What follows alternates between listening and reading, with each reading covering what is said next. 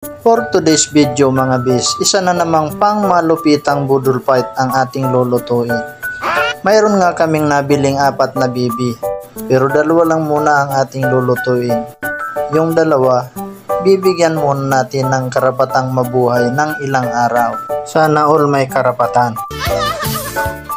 In terms of karapatan mga bis, shoutout na lang sa mga lalaking inalisan ng karapatan ng kanilang mga jowa o asawa.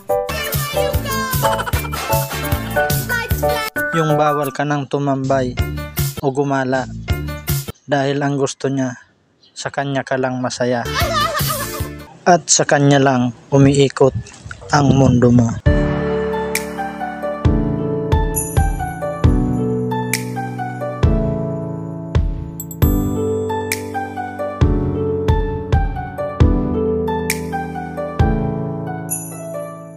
Sana all may nagpapaikot ng mundo. Wag naman ganon mga girls. Bigyan nyo naman ng rights at freedom yung mga boys.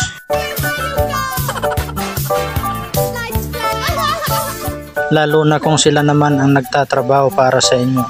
Tapos pagdating ng bahay, pinagluluto nyo pa, pinaglalaban nyo pa, pinaglilinis nyo pa ng bahay.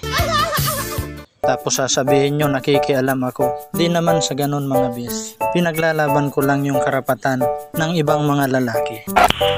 Nice. Yeah boy, Joke lang yun mga bis. Pero teka, pinagluluto lang ako, ba tayo napunta sa ganitong usapan? Malalaki na kayo, bahala na kayo sa buhay nyo. Yun naman no, yun na pag-usapan lang. Pero kung relate ka, baka naman pwedeng makahingi ng isang like, share, at mag-iwan ka na rin ng comment. Maraming salamat.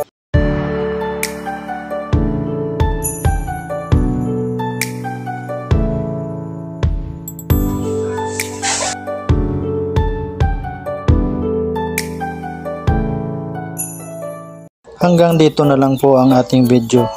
Hanggang sa muli. Maraming salamat po. Kain po tayo.